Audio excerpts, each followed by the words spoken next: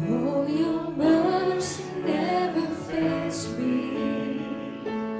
All my days I've been held in your hands. From the moment that I wake up till I lay my head, oh, I will sing of the goodness of God. Sing it, sing.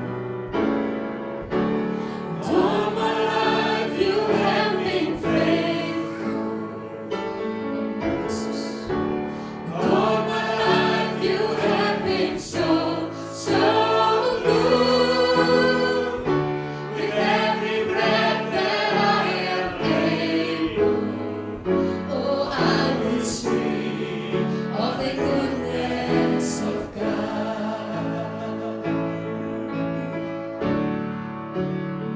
I love your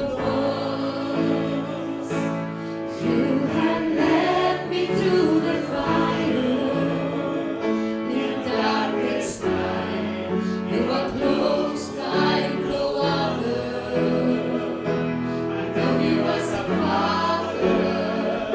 I know you as a friend. Oh, I have been in the goodness of God.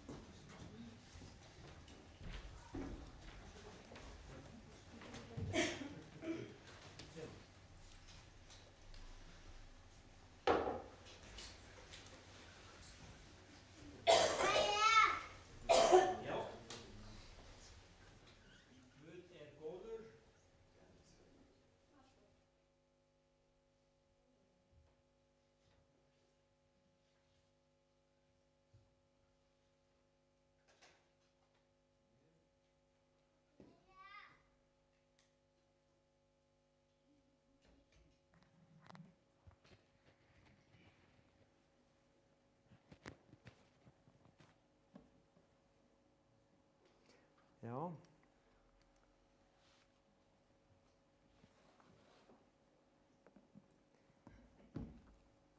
Ég hjálpaðist á Facebook held ég í síðustu viku. Það er ekki góð bókendilega að vera alltaf á.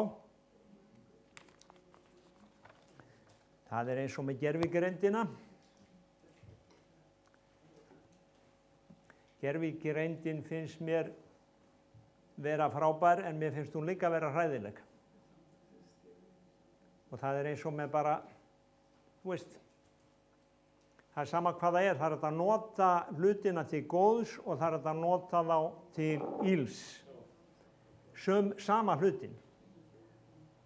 Sumir, já, taka það sem aðrir nota til að skera kjöt og ráðast á menn. Og það var ekki tilgangurinn. En það sem ég sá á Facebook var veggur manns og hann sagði svona á ensku, think, don't pray.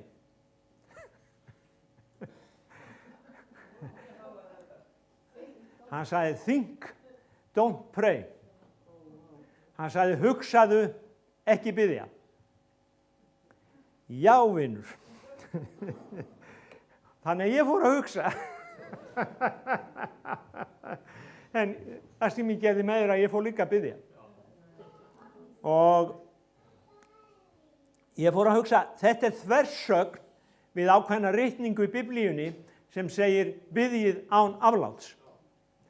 Þetta er líka þversögn við aðra ritningu sem segir endir allra hluta er í nánd, verið gætnir og algáðir til bæna. Þetta er 1. Pétursbréf 4:7.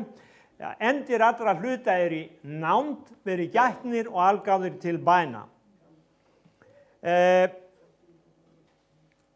En ef það hefði bara staðið think, þá hefði ég verið sáttur. En Guð gaf okkur heila og við eigum að nota hann til að hugsa. Ég er alveg sammála því. Og það er líka slæmt ef við notum ekki heilan okkar til að hugsa með honum. Ef við notum hann til þess að, já, við eigum ekki að biðja þegar við eigum að hugsa. Sjá, það er ákveðin hluti sem Guð vill að við hugsum fyrir okkur sjálf. Ég þarf ekki að biðja Guð að tannbursta mig eða þó mér fæturnar. Hann gaf mér visku og vit til að gera svo sjálfur og það er alls konar hlutir sem við eigum að hugsa. Guð gaf okkur heila og ég er þakklátur fyrir það. En Guð gaf mér líka þessa yndislegu gjöf að geta átt samfélag við hann og ég er ennþá meira þakklátur fyrir það vegna þess að ef ég geti ekki hugsað og ætti samfélag við Guð að þá er ég samt í skjóli. Og ég veit fólk sem var hætt að þekkja annað fólk. Og ég man að ég þekkti mann sem elskaði Drottinn en hann fekk Alzheimer og hann var hættur, hann sagði við mig, þetta er systir mín. En hann var að tala konuna sína. Og hann kallaði mig Ásgrím, nafninu pabba míns, en þegar við komum að því að tala Drottinn, þá var hann með allt á hreinu. Þá var hann með allt á hreinu, þó hann geti ekki hugsað, þá var bænalífið á hreinu. Þannig að það var til staðar. Þannig að þetta svona stakk mig þessi setning og mér langar að tala aðeins það að, já, þetta endir allra hlutir í nánd verið því gætnir og algáðir til bæna og þessi setning sem þessi maður er að meina, hann segir í raun og veru, hugsaðu ekki biðja, verð ekki að biðja, þú skalt hugsa fyrir sjálfvæðing. Meiningin, eða ég túlka það þannig, það kemur þannig til mín, kannski misskil ég manninn, held ekki. Þú getur lifað þínu lífi án Guðs. Og þá komum við aftur að fyrstu Mósebóka, það hefur ekkert breyst síðan þá, er það satt að Guð hafi sagt. Og þú getur lifað þínu lífi án afskipta og ráðgjafar skaparans, af því að þú hugsa bara fyrir þig. Og þetta er það sem að heimurinn er að gera í dag, og ávöxturinn af þessu, menn hugsa, ég er að biðja fyrir Putin, ég er að biðja fyrir Trump, ég bið fyrir Netanyahu, ég bið fyrir öllum þessum mönnum og ég bið þess að Guð nái til þeirra, og vegna þess að það er Guð sem stöðvar styrjaldir. En það er greinilegt að þeir vilja hugsa fyrir sig, þeir eru ekki að biðja. Vegna þess að þeir væru að biðja og ef þeir tækju mark á því sem Drottinn segði, ef hann fengi að tala til þeirra, þá væri komin friður.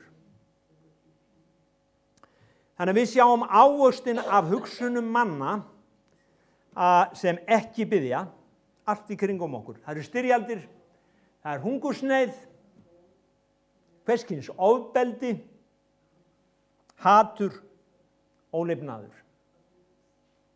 Ég sá mynd af ISIS-manni núna í gær eða fyrradag og hann hélt á Biblíu. Og málið er að sá sem gaf honum Biblíuna, hann gaf honum Biblíuna áður en ISIS-maðurinn skaut hann. En málið var að þessi ISIS-maður, hann fór að lesa Biblíuna. Það breytti líf hans. Og í dag er hann kristinn maður. Biblían breytti líf hans. Í dag er hann maður sem ekki hugsar fyrir sjálfan sig, hann leyfir Guði að móta hugsanir sínar. Og ég var að pæla að í ritninguna þá eru, hugsa, það er gott að hugsa, ég segi það aftur, og við eigum að hugsa. En það eru tvær uppsprettur í Efesusbréfinu 2:2, Efesusbréfi 2:2, þá er talað um ákveðin hóp manna sem láta stjórnast af sínum eigin hugsunum og vilja holsins. Ef þeim datt eitthvað í hug, þá bara gerðu þeir það. Ef það var gott, þá bara gerum við það. Drekkum í dag, deyjum á morgun.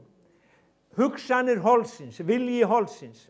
Svo er önnur ritning, já, við skulum lesa þetta, sem þið lifðu í áður samkvæmt aldarhætti þessa heims að vilja valdhafans í loftinu, anda þess sem nú verkar í þeim sem ekki trúa. Að Biblían segir að það er andi sem raun og veru starfar í fólki sem ekki trúir. En svo er önnur ritning, ef við förum í Filippíubréf 4:6, þá er okkur sagt að við getum kunngjört Guði með bæn og beiðni, allt sem er í hug okkar, og þá mun friður, það segir hérna, verið ekki hugsjúk neitt, verið ekki hugsjúk. Hugur okkar getur orðið sjúkur. Sjáðu, ef að hugsanir okkar eru farið í ranga átt, þá getur hugur okkar orðið sjúkur. Heldur gjörði öllum hlutum óskir ykkar kunnar Guði með bæn, beiðni og þakkar gjörð, og næsta vers, og friður Guðs sem er æðri öllum skilningi mun varveita hjörtu ykkar og hugsanir í Kristi Jesú. Þannig að ég er á því að við eigum að hugsa og biðja og við eigum að afhenda hugsanir okkar Drottni og þá mun friður hans stjórna hug okkar.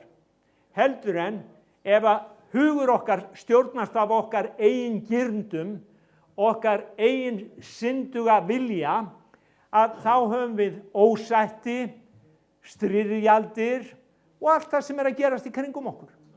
Þess vegna segi ég það, hugsum og biðjum. Amen. En af hverju segja menn svona? Þetta er hluti af tíðarandanum sem er í dag og ástæðan fyrir þessu er að djöfullinn, það er til Guð og það er til djöfull. Djöfullinn hræðist fátt meira en bænir hinna trúðu. Það er fátt sem hann hræðist meira. Honum er sama hvað þú gerir hér eða þar, en þegar þú ferð að biðja og þegar þú ferð að knýja á, það líkar honum ekki, vegna þess að þá veit hann að hann þarf að bakka og hann getur ekki gert það sem hann vil gera. Og ég hef lesið vitnisbyrði fólk, ég hlustað á konu á síðasta ári, hún heitir Carol Ward. Hún trúboði í Uganda, Guð sendi hana þangað og hún sagði við Guð að hún væri tilbúin að vera píslarvottur ef á þyrfti að halda, hún var gjörsamlega gefin Guði. Í Uganda á þeim tíma var maður, ég man ekki hvað hann hét, en hann var það var ekki Idi Amin, það var annar, en hann var mjög, hann var, hvað ég segja, kultmaður og hann var satanisti og hann stjórnaði heilu héröðunum. En þegar hún byrjaði að biðja og fólki sem var með henni byrjaði að biðja, þá hrökklaðist hann úr landi. En það sem gerðist eftir það var að hann átti lærisvein og hann sendi þennan lærisvein og sagði, þú skal drepa þessa konu. Þannig að þessi lærisveinn hans, sem var ungur maður, 17 ára drengur, hann fer á staðinn þar sem hún þeir vissu hvar hún átti heima, og hann ætlaði að fara, hann komst inn í húsið hennar og hann stal hlutum frá henni þegar hún var ekki heima. Svo kom hann að kvöldi þegar hún var heima og hann ætlaði að taka líf hennar, en það sem gerðist var að hann komst aldrei að henni. Hann sagði, það var svo skrítið, hann sagði henni þetta seinna vegna þessi ungi maður, hann frelsaðist seinna. Þá segir hann henni það, hann reyndi í marga daga að komast inn til að framkvæma ætlunarverk sitt að taka hana af lífi, en það var svo sterkt ljós í kringum þig sem blindaði mig. Það var svo sterkt ljós.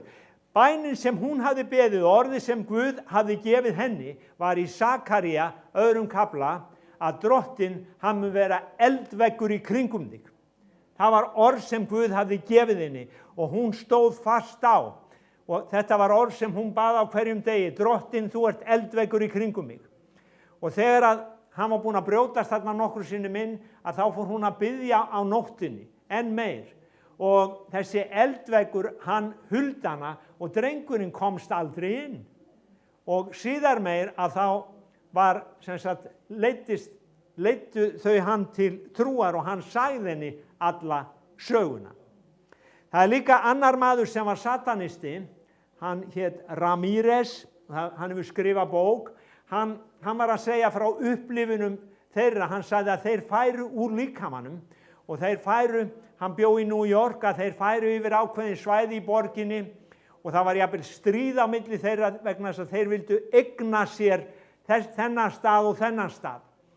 En hann sagði, það var svo skrítið að þegar við vorum að gera þetta, að það voru sumir staðir sem við gátum ekki komist inn á. Og þegar þeir gáðu betur að, þá voru hinir kristnu að biðja. Það voru stöðuga bænastundir á þessu svæði. Það voru kirkjur sem voru að biðja á þessu svæði. Og þeir bara komist ekki að. Þannig að ef að Carol Ward hefði bara hugsað dag fyrir dag hvað hún ætti að gera, að þá ekki vissum að hún væri á lífi, en af því að hún bað til Guðs og hún átti samfélag við hinn hæsta, að þá hún ennþá að starfa í Uganda í dag. Og það voru frábæri vitnisburðir sem hún sagði frá, að það kannski of langt að segja frá því, en einn var bara stuttlega, að það voru 2 hryðjuverkamenn sem kom inn í bílinn hennar, vopnaðir með hríðskota, riffla, og þeir ætluðu að taka hana. Það mikið það í Uganda að fólk rænt úr bílum rænt og fólk bara drepið. Það finnst dáið í bílum sínum í vegkantinum. Þeir ætluðu að fara með hann eitthvað og það sem hún gerir að hún byrjar bara að vitna fyrir þeim. Og 2 klukkutímum síðar þá var hún búin að leiða báða þessa menn til trúar og gaf þeim Biblíu og gerði þá að kristniboðum í þorpinu sínu. Þannig að hugsa og biðja. En af hverju vill Já, þannig að við sjáum það að bænin gerir það að verkum að óvinurinn getur ekki gert það sem hann vill gera í okkar bæjarfélagi, okkar landi. Ef við höfum biðjandi, stríðandi kirkju, þá getur ekki óvinurinn unnið frjálslega. Það við sjáum í Danielsbók 10. kafla og 13. versi að þegar Daniel byrjar að fasta og biðja í 21 dag, hvað gerist? Það byrjar stríð í andaheiminum. Það kemur engill til hans og hann segir, eftir 21 dag, þá kemur hann til hans, hann segir, Daniel, leið og þú hneigðir eyra þitt að orði Guðs og byrjaðir að biðja, þá var ég sendur til þín. En það var engill Persaríkis, hann stóð á móti mér. Þannig að við sjáum að það eru til fallnir englar og það eru til Guðs englar og það er stríð þeirra á milli. Og þetta var engillinn, ég held að þetta, já, það er ekki sagt hvaða engill kom til hans, en það var engillinn Mikael sem barðist og hjálpaði englinum. Sumir telja að hafi verið Gabriel sem kom til hans, vegna þess að Gabriel, hann var boðberi.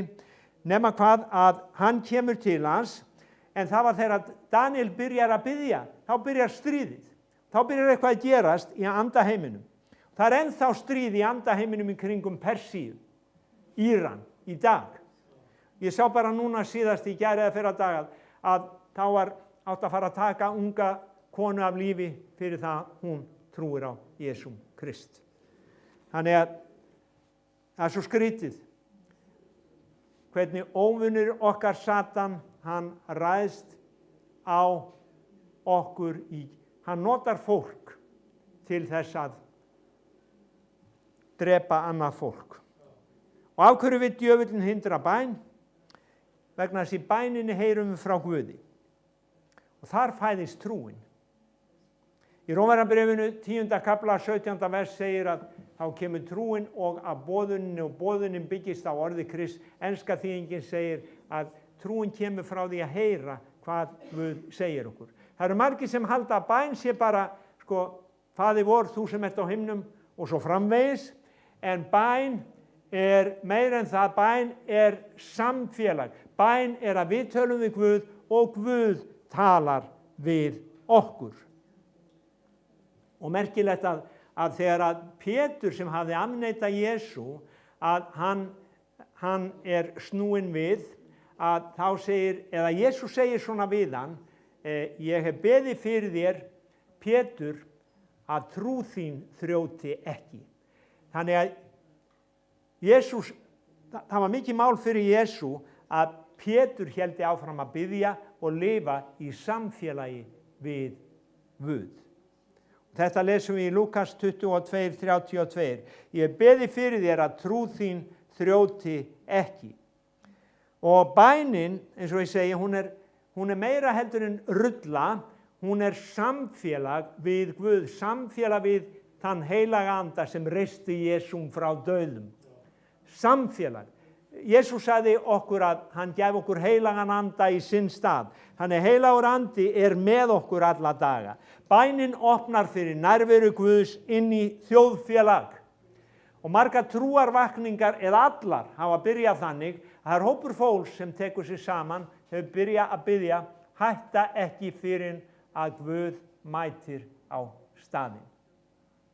Og það er það sem gerist á hvítasunnudag, að þeir báðu, við lesum að þeir báðu í 10 daga frá uppstigningardegi og fram á hvítasunnudag, og á hvítasunnudag þá kom eins og niður storm eða vindur frá himni, það komu eldtungur og þeir byrjuðu allir að tala öðrum tungum. Það var eitthvað sem gerðist, bara staðurinn sem þeir voru á, hann hristist og skókst.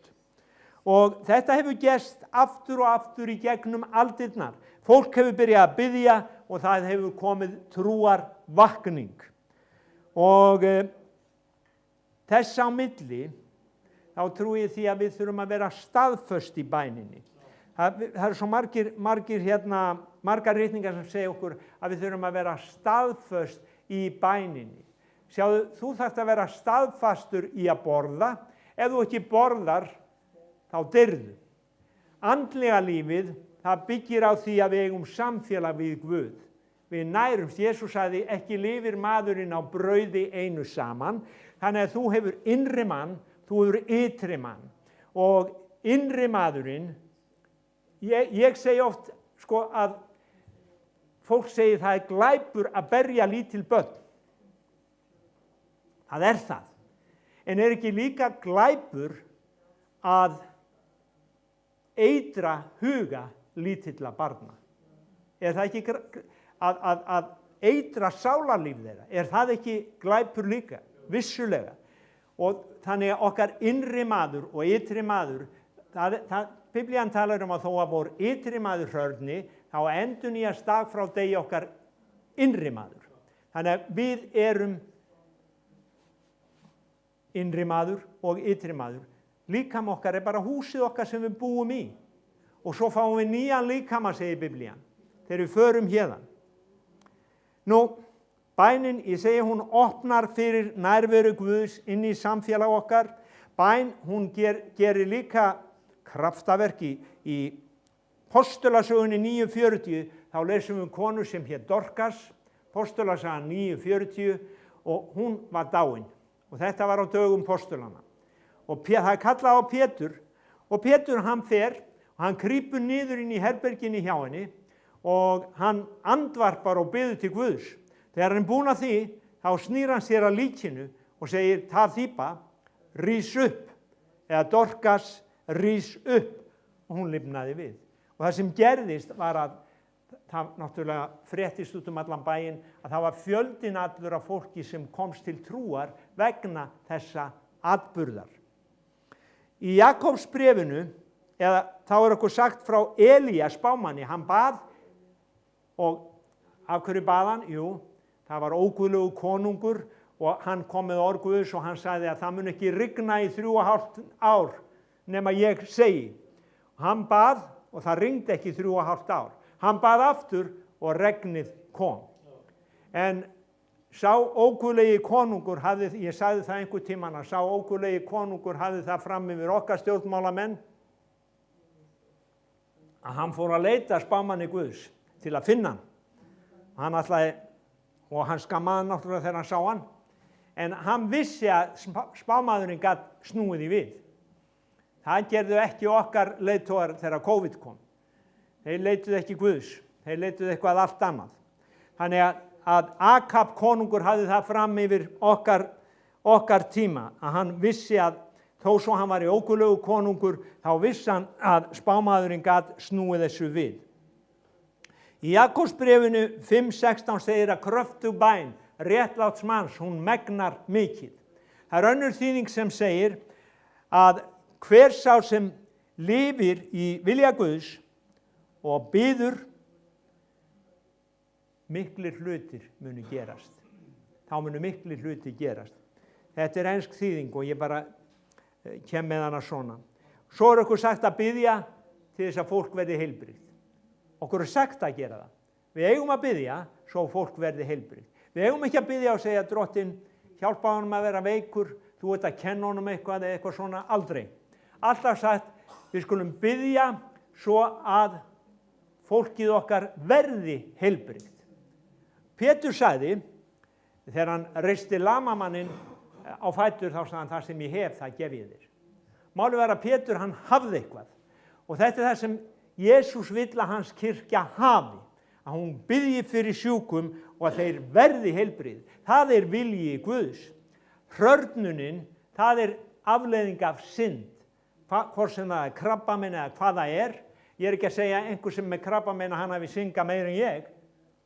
Nei, þetta er bara afleiðing af syndinni í heiminum, þegar syndin kom inn í heiminn. Meðan Adam og Eva voru án syndar, þá voru engir sjúkdómar til.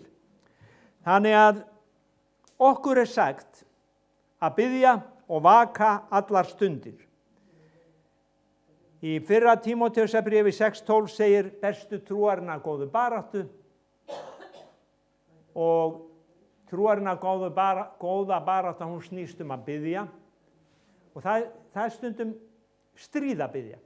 Það er stundum erfitt að biðja af því að það er barátta. Þegar Daniel byrjaði að biðja, hann þurfti að biðja í 21 dag, þá var stríð í kringum hann. En hann hætti ekki fyrir að engillinn kom til hans. Og stundum þurfum við að biðja dag eftir dag eftir dag, og hérna í þessari kirkju höfum við bæn 2-3 í viku til þess að bara biðja fyrir þjóðfélaginu okkar, vernd yfir þjóðfélagið. Og ég myndi vilja hafa það miklu oftar. En það segir trúin og bænin geta verið barátta í Lúkas 18:1. Það segir hérna segir bestu trúarina góðu baráttu, höndla þú eilífa lífið sem þú varst kallaður til. Og í Lúkas 18:1 þá sagði Jesús þeim dæmisögum hvernig þeir skyldu biðja og eigi þreytast. Þannig að ég veit ekki hvað eru margir sem horfa á fótboltann, ég var að horfa í gær og ég sá að sumir voru orðnir mjög þreyttir, en þeir héldu samt áfram, og ég held að það að biðja, það geti verið erfiðara heldur en að spila fótbolta. Ég veit að þú þarft að leggja mikið á þig og æfa og þjálfa og afneita þig til að spila fótbolta, og við erum með 2 fótboltakonur hérna og maður þarf að aga sig, en bænin, sjáðu til, hún fer fram í andanum, og við sjáum ekki alltaf árangurinn, þið sjáu þegar þið skori mark, en við sjáum ekki alltaf þegar við skorum í andaheiminum, við þurfum stundum að bíða eftir staðfestingunni, þannig að bænin barátta, og þess vegna sagði Jesús að við skyldum stöðugt biðja og eigi þreytast. Og hvað á hann við? Jú, hann segir, ef við eigum samfélag við föðurinn í bæninni, þá endurnýjum við kraftinn. Það segir styrkist í samfélaginu við drottin. Alveg eins og fótboltamenn, þeir hvíla sig og fara í vatnspásu eða hvað það er, þá hérna endurnýjum við. Við förum í vatnspásu með heilugum anda og við fáum og finnum nýjan kraft og nýjan styrk. Síðan segir í Lúkas 21:3, og það svolítið athyglisvert, það segir vakið allar stundir svo þér umflýið það sem koma á. Ég verið að lesa bók eftir mann sem hann businessmaður og hann mikill Guðsmaður. Hann segir að Guð hafi verið að eiga við sig núna í 30-40 ár, að það muni koma þrenging yfir Bandaríkin. Hann segir að Guð hafi sýnt sér það, og hann nefnir spádóm eftir spádóm af Guðs fólki eins og Oral Roberts, hún hérna Osborne, Daisy Osborne, A.A. Allen og fleiri sem hann nefnir sem hafi komið með sama spádómsorð þrengingar yfir Ameríku. Og hann segir, ég vona að ég hafi rangt fyrir mér. Ég vildi óska að ég hefði rangt fyrir mér. En hann segir að Guð hafi líka sýnt honum þetta. Og hann nefnir dæmi Níneve og þegar hérna Jónas var sendur til Níneve, að Guð ætlaði að dæma Níneve. Nema hvað, að hann segir líka, ef að fólkið í Bandaríkjónum gerir iðrun, þá ég viss að Guð frestar sínum dómi yfir Bandaríkjónum. En hér talar Jesús í Lúkas 21:36, vakið allar stundir svo að þér megið umflýja allt það sem koma á. Jesús talar þrengingu sem muni koma yfir allan heiminn. Og hann að segja að ef við vökum og biðjum, ef við vökum ekki, að þá kemur það yfir okkur óviðbúin. Og í þessari bók sem ég var að lesa, að við höfum heyrt innrás Tyrkja í Armeníu. Að það var, held ég, 1918-20, einhver tíma þá. 1915, takk. Að þá komu Tyrkir inn í Armeníu og þeir frömdu þjóðarmorð. Þeir vilja ekki viðurkenna það enn í dag, að það hafi verið framið þjóðarmorð, en þeir gerðu svo. En nokkrum árum á undan þá var spámaður í Armeníu og hann varaði fólkið við, og það voru nokkrar, ég man ekki hversu margar þúsundir eða tugir þúsunda sem flúðu vegna þess að þeir trúðu orðum spámannsins. Og það það sem Jesús að tala hér, að hann sagði við á að þegar þið sjáið viðurstyggð eyðingarinnar, þeir sem eru á akri, að þeir fara ekki tilbaka í húsið, þeir flýja. Hann ráðleggur fólki að flýja. Ef þeir eru vakandi, þá geta þeir flúið, og það er þess vegna sem hann segir, vakið allar stundir og biðjið. Amos 3:7 segir okkur að drottinn, hann gerir ekkert í borginni nema hann kunngjöri það fyrst þjónum sínum, spámönnunum. En ef allir spámennirnir eru sofandi og allir þjónarnir sofandi, þá heyra þeir ekki. Það er þetta með að vaka. Ef þú ert sofandi, þá heyrur ekki. Stundum hef ég reynt að vekja konuna mína og hún bara heyrir ekki. Og af því að hún sefur svo fast. En sjáðu til, ég get ekki tala við hana þegar hún er sofandi, hún heyrir ekki hvað ég er að segja. Og það er það sem Jesús er að segja okkur, ef við erum sofandi, þá heyrum við ekki. Sumir halda að þetta sé bara að lesa einhverja bók og segja faðir vorið. Nei, þetta snýst að við erum fólk á jörðinni, Guð hefur skapað okkur, við erum hans fólk og hann vil tala til okkar og hann vil að við heyrum hvað hann er að segja. Hann vil varveita okkur, vernda okkur frá þrengingum sem eiga að koma yfir jörðina. Hann vil varveita okkur. En viljum við hlusta? Það er spurningin. Verið algáður, biðjið, því endir allra hluta er í nánd, biðjið án afláts, vakið, verið algáður, sem sagt að vera biðjandi þýðir að vera vakandi. Ef þú ert ekki biðjandi þá ertu sofandi, andlega talað. Og við skulum bara ljúka þess í Matteus 26:36, þegar Jesús, hann er að tala til lærisveina sinna, hann er í Getsemani og eflaust hefur hann hugsað, en hann fór að biðja. Og hann sagði í 36, hann sagði, Matteus 26:36, bíðið hér og vakið með mér, setjist hér meðan ég fer og biðst fyrir. Mín þýðing, ég fletta þessu upp hérna, Matteus 26, 36, hann segir, setjist hér meðan ég fer og biðst fyrir þarna. Hann tók með sér, nú les ég vers 37, Pétur og báðar sonur Sebedeusar, nú setta að honum hrygð og angist. Hann segir við þá, sál mín er hrygg, allt til dauða. Bíðið hér og vakið með mér. Hann sagði, bíðið hér og vakið með mér. Þá gekk hann lítið eitt áfram, féll fram á ásjónu sína, baðst fyrir og sagði, faðir minn, ef verða má, þá farið þessi kaleikur fram hjá mér, þó ekki sem ég vil heldur sem þú vilt. Hann kemur aftur til lærisveinanna, finnur þá sofandi. Þá sagði við Pétur, þið gátu þá ekki vaka með mér eina stund. Þér gátu þá ekki vaka með mér eina stund. Svo segir hann, vakið og biðjið, að þér fallið ekki í freistni. Hann segir ekki vakið og hugsið, hann segir vakið og biðjið, að þér fallið ekki í freistni. Andinn er reiðubúinn, en holdið veikt.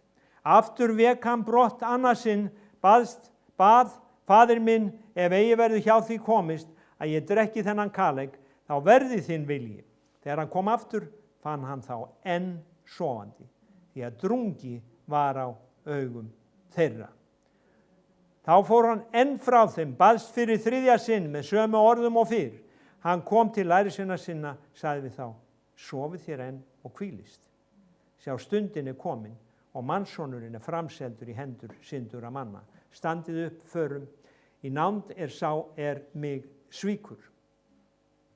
Ef við lesum þennan kafla áfram, þá sjáum við að þegar Júdas kom, sá sem sveik hann, og ef við lesum í Jóhannesarguðspjallinu, og hermennir komu, og Jesús spyr að hverjum þeir séu að leita, og hann segir, ég er hann, þá féllu allir hermennir annarkvort aftur fyrir sig, eða þeir féllu til jarðar,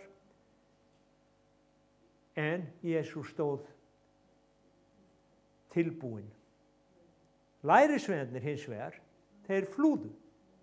Jesús var sá sem vakti og bað, lærisveinarnir voru þeir sem sváfu. Og þetta segir mér það, Ef við vökum og byggjum, þá erum við tilbúin að mæta hvaða kringumstæðu sem er. Ef við sofum, að þá erum við ekki tilbúin. Og þess vegna er það að Jesús, hann segir við okkur, verið algáðir vakið, svo að þér eða getið umflúið það sem koma á yfir heimsbyggðina. Og spurningin fyrir okkur, bara erum við vakandi og biðjandi? Og minn boðskapur er hugsum og biðjum. Hugsum þetta og biðjum. Hugsum og biðjum. Vegna þess að Guð, hann er til, og þó það sé ekki þrengingar hjá okkur á sama hátt og það er í Íran eða Pakistan eða Nígeríu. Hugsið ykkur. Að í Bandaríkjónum jafnvel að þá er byrjað að handtaka fólk sem er að tala Drottinn. Bretland er fólk handtekið sem er að tala Drottinn. Jú, við höfum upplifað það hérna niður í bæ að það var einn handtekinn sem var að predika niður á Lækjartorgi fyrir nokkru síðan, það var í fyrra held ég. En þannig að það er svona andi í heiminum sem er mjög andkristilegur. Og við erum í þessari baráttu að halda okkur vakandi. Það var svefnhöfgi yfir lærisveinunum og yfir mörgum kristnum í dag er svefnhöfgi. Og Jesús, hann vill að við vöknum. Hann kom og vakti þá. En spurningin er, getum við vakað með honum eina stund? Getum við tekið eina stund bara á hverjum degi til þess að tala við hann? Og ég man eftir að það var hann hét Larry Lee, hann kom með þennan boðskap fyrir 1980 eitthvað, að biðja faðirvorið, taka eina klukkustund og biðja faðirvorið, að vaka eina stund með Drottni á hverjum degi, gefa honum eina klukkustund á hverjum degi. Við notum tíman í alls konar og sumum finnst tímasóun að biðja, þú getur verið að gera eitthvað miklu betra, en segðu konu þinni það, nei, nú þarf ég að gera eitthvað miklu betra heldur en að vera dandalast með þér. Það er ekki eitthvað sem að konan mín tekur við ef ég segi henni það, og það er heldur ekki eitthvað sem Guð faðir skilur ef við segjum honum það að ég hef eitthvað betra að gera heldur en að tala við hann. Ég trú að bænin sé eitthvað það, og samfélagið, af því að bænin er ekki bara rulla eins og ég segi, bænin er að ég tek tíma til að eiga samfélag við hann, samfélag við hann. Ég tala við hann, hann talar við mig. Ég tala við hann og hann talar aftur við mig. Og við þurfum að læra að leyfa honum að tala til okkar. Amen. Og við skulum biðja, rísa kannski á fætur, biðja saman. Og það er bara bæn mín að Drottinn minn og Guð minn að þetta orð tali til okkar, að tali til mín, Faðir Guð. Þú gafst mér það og Faðir, ég bara meðtek það. Drottinn, ég vil vera vakandi, biðjandi. Takk þér fyrir bara kirkjuna okkar hérna og samfélagið. Takk þér fyrir bæjarfélagið okkar. Faðir, ég biðji vernd yfir bæjarfélagið okkar, ég biðji vernd yfir börnin okkar, ég biðji vernd yfir landið okkar, Faðir Guð, í nafni Jesú. Og við biðjum þig líka að stöðva styrjaldir í heiminum. Við biðjum þig, heilagi Faðir, að já, Drottinn, gefa frið, þinn frið. Og við segjum, komi ríkið þitt, verði viljið þinn, ó Guð, í nafni Jesú Krist. Amen. Við skulum slíta þessari útsendingu frá kirkjun okkar í dag. Bara þökkum þeim sem er að horfa á netinu og ég segi bara Guð blessi þig og varviti. Amen.